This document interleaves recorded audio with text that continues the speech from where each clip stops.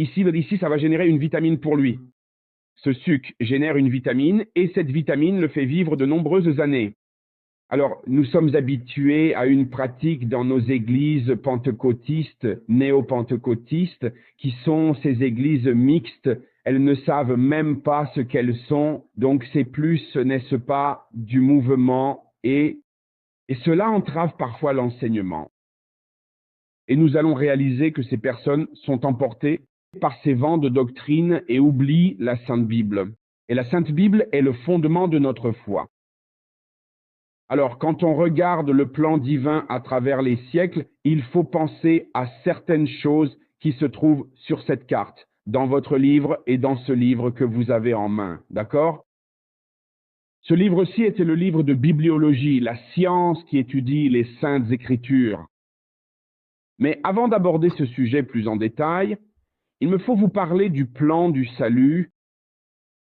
Alors, quand vous regardez attentivement cette carte détaillée, vous y trouverez ce que nous appelons couramment le commencement et la fin.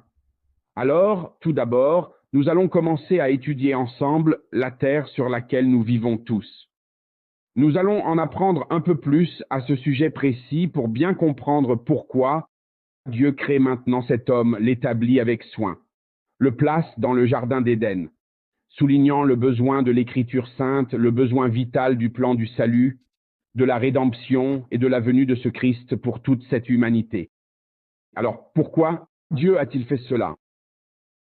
Ensuite, je vais maintenant arrêter cette présentation de la carte. Je vais la mettre dans votre groupe, d'accord? En très bonne qualité, si quelqu'un veut l'imprimer, parce que je vais énormément utiliser cette grande carte que j'ai ici en classe. En fait, je vais m'en servir souvent. Pour être plus précis, je vais faire plusieurs découpes dans cette carte pour que vous puissiez tous bien comprendre le plan du salut, d'accord? Dieu a un plan parfait et bienveillant pour chacun de nous, et pourtant, il nous arrive parfois d'être un peu paresseux lorsqu'il s'agit de découvrir et de comprendre la Sainte Bible. Il y a d'ailleurs un passage dans la Bible, un texte important, et ce texte biblique sacré nous dit précisément ceci. Efforçons-nous de connaître et cherchons véritablement à approfondir notre connaissance de Dieu. C'est pourquoi je vais maintenant prendre le temps de traiter en profondeur de ce principe fondamental des choses, tout en examinant attentivement les détails de cette carte géographique que nous avons sous les yeux. C'est pourquoi je trouve très intéressant que les frères suivent cela, et je vais vous l'envoyer pour que vous le lisiez. Sur cette carte, vous aurez l'occasion de découvrir un certain nombre de références bibliques. Il est tout à fait intéressant que ce soit aussi observé et lu. Regardons attentivement cette carte afin que nous puissions enfin avoir une vue d'ensemble claire et précise de ce que le Seigneur veut réellement nous montrer et nous révéler quand nous prenons vraiment le temps nécessaire pour comprendre la Sainte Bible. Je vois malheureusement toute une génération de gens qui utilisent la Bible aujourd'hui, mais qui en fait finissent par devenir un peu paresseux dans leurs recherches. Et là, nous voyons apparaître aujourd'hui l'influence grandissante de l'intelligence artificielle, apportant beaucoup de choses aux gens. Et les gens sont en fait en train de plonger dans ce monde et n'ont plus le temps d'étudier la Bible, ils n'ont plus le temps de comprendre la Bible, ils n'ont plus le temps de faire des recherches bibliques. De nos jours, force est de constater que beaucoup de gens sont malheureusement devenus paresseux lorsqu'il s'agit d'étudier la Sainte Bible. En ce qui me concerne, je m'efforce d'adopter une approche systématique pour tout ce qui touche à la compréhension et à l'analyse des Saintes Écritures, car je réalise pleinement qu'une Église solide ou un croyant dévoué qui prie avec persévérance sera très difficilement égaré ou trompé par les courants de pensée fallacieux ou par n'importe quel vent de doctrine qui viendrait tenter de nuire à l'Église du Seigneur. Et je vois un grand nombre de personnes aujourd'hui qui pourraient faire grandement pour le royaume, mais qui ne font absolument rien, tout simplement parce que le diable a réussi à les piéger depuis bien trop longtemps. Alors, faites bien attention, prenez votre stylo ainsi que du papier pour que maintenant nous puissions, en fait, passer ensemble à quelques notes importantes. Et je vais partager avec vous dans un instant cette diapositive en découpant soigneusement cette carte et, de préférence, prenez votre Bible pour que nous puissions vraiment comprendre tout cela ensemble, étape par étape, de façon claire. S'il est nécessaire de poser une question, les frères savent déjà comment faire, c'est-à-dire lever la main. Naturellement, je vais prendre le temps de vous transmettre tout ce dont vous avez besoin. Je vais répondre à vos questions pour que rien ne reste en suspens par rapport à ce que nous voulons faire pour présenter ce cours aujourd'hui. Alors, vous voyez juste là-bas ce petit repère avec la lettre A que j'ai mis là, afin que nous puissions bien comprendre l'ensemble du texte. Et les frères remarquent déjà que le texte va traiter précisément de la terre originelle.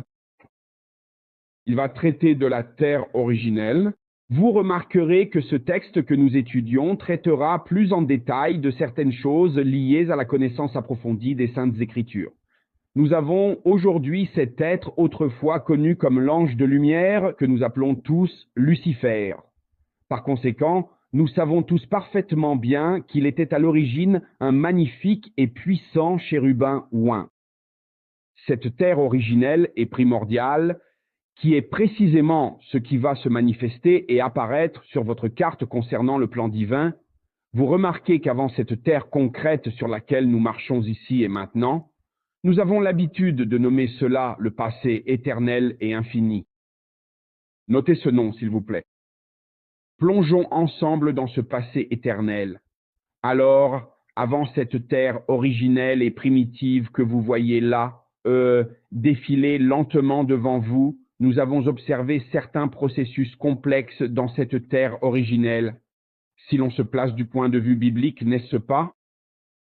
Du point de vue biblique, alors avant ici cette terre chaotique, nous avons la terre originelle. Sur la carte que j'ai montrée aux frères, vous remarquerez qu'il y a ce point blanc bien visible sur la carte, d'accord? Laissez-moi essayer d'ouvrir cela et de vous montrer tout ça de façon bien claire. Et, s'il vous plaît, gardez la référence biblique à portée de main pour qu'on puisse en discuter ici, tout en regardant ensemble les références bibliques.